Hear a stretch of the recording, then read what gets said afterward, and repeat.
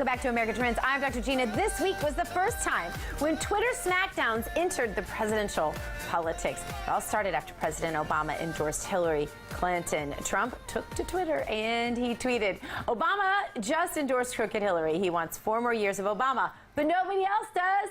Well, Clinton wasn't going to sit down for that. Her pantsuit was all ready to go, and she fired back with a 3-word response. She tweeted, delete your account. She's trying to be cool.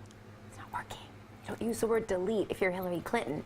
Anyway, that tweet went viral too. The hashtag delete your account was trending until Trump responded with an epic response. How long did it take your staff of 823 people to think that up? And where were your 33,000 emails that you deleted?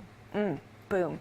Then Exactly. Elizabeth Warren got involved today in the Twitter battle. Trump tweeted at her, Pocahontas is at it again. Goofy Elizabeth Warren, one of the least productive U.S. senators. That's a nasty mouth. I hope she's the VP choice. And Elizabeth Warren responded with, no, seriously, delete your account. That is our poll question, by the way. And that brings us to our poll question. Do you think it is appropriate for presidential candidates to spar on Twitter? Yes or no? Vote in that poll right now, U2America.com, or use the U2 America app that is available now for your Apple Android devices, and download it if you haven't already. Back with me, Barry Nussbaum. Barry, are you glad we're covering this rather than Muhammad Ali's funeral? I feel this is at least something that hasn't been talked about 24/7 for the last 2 weeks. So yeah, I'm better with this. Yeah, I'm better with this too. I cannot believe the coverage of the Muhammad Ali thing. I am missing something. I don't get how this guy's a hero. I really don't get it. He was a good boxer, but I just look there are hospitals named after him. I don't know. I just can't figure out how he is such a great guy. But anyway, so we'll talk about this instead because you were trying to get socially media savvier or something. No, I'm teasing. Trying. Say that to me. I'm not really helping you with it either. So it does seem a little, I don't know, childish maybe for them to be engaging in this. Although all of them are engaging, so it's kind of like a Twitter troll. Like you're like, do I respond? Do I not respond? Nope. Delete. I mean, I just always block, report, block, report. You know. Is that how maybe they should have responded? Like maybe they could just all block each other? I think they're getting to the point where the sophistication of social media is dumbing down the conversation. There's studies that say that people are now thinking in a lot fewer number of characters. Yeah. They're thinking in the Twitterverse. Yeah, sure. And the attention span of a lot of people is limited to that. Which works really well for me with ADD. It doesn't take long to read 2.5 lines of copy, that's right. And that's all you get. But seriously, in regards to what's going on, Trump can hit his talking points easily if he's going after them on the subject.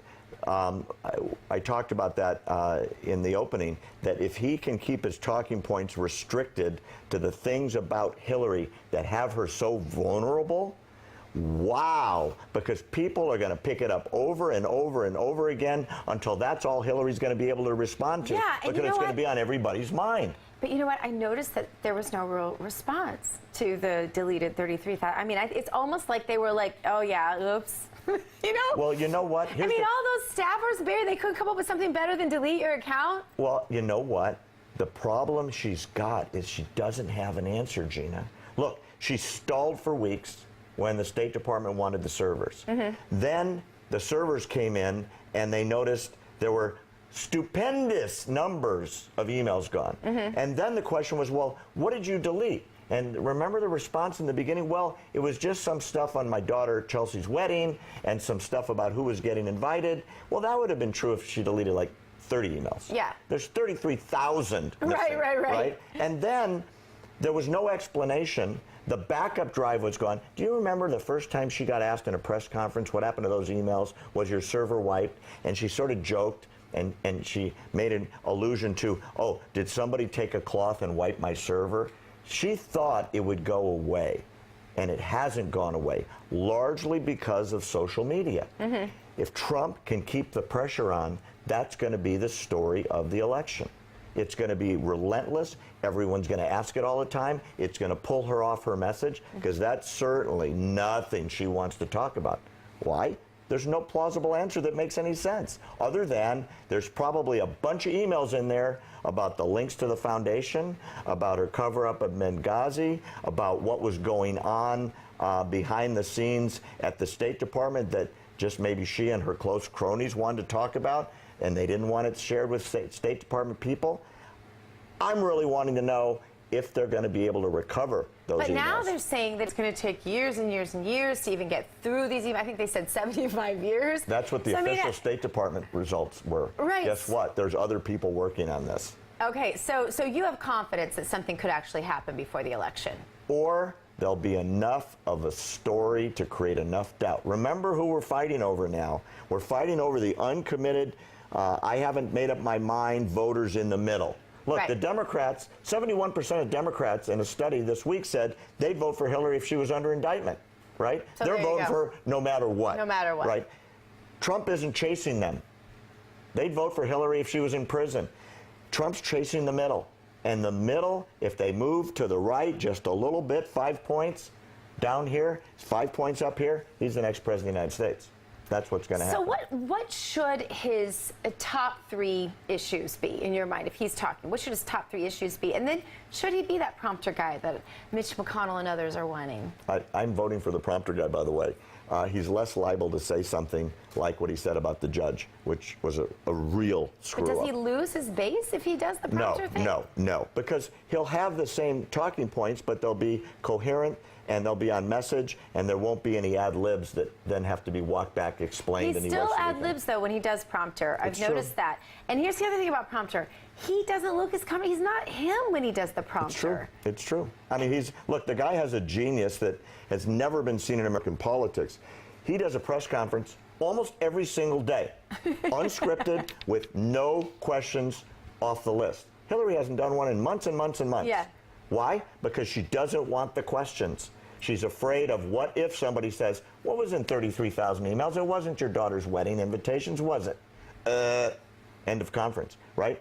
However, having said that, I think to answer your question, he should bring up Benghazi and bring it up a lot. He should bring up her emails that she broke the law a lot. I think he should bring up the Clinton Foundation and mention the conflicts of interest between State Department business going on at the State Department and those same countries giving millions and millions and millions of dollars to who? The foundation. While she was Secretary of State, right? I think they ought to talk about the fact that they went in the White House poor and they came out, now they're worth $100 million. Right. These are things that middle group wants to hear. And then he can talk about the fact he knows how to create jobs. He knows how to build the economy. He wants to lower taxes. He is not the Bernie Sanders wing of the Democratic Party. He's an entrepreneur who understands economics. If he can skip to those, stick to those 5 or 6 talking points, I think he's your next president. How significant do you think the whole Clinton University scandal is that's just kind of brewing out there right now? You know, I think it's slightly less interesting than Trump University. I think if the Trump people can put out enough of the reviews that were literally 4 and 5 star, right?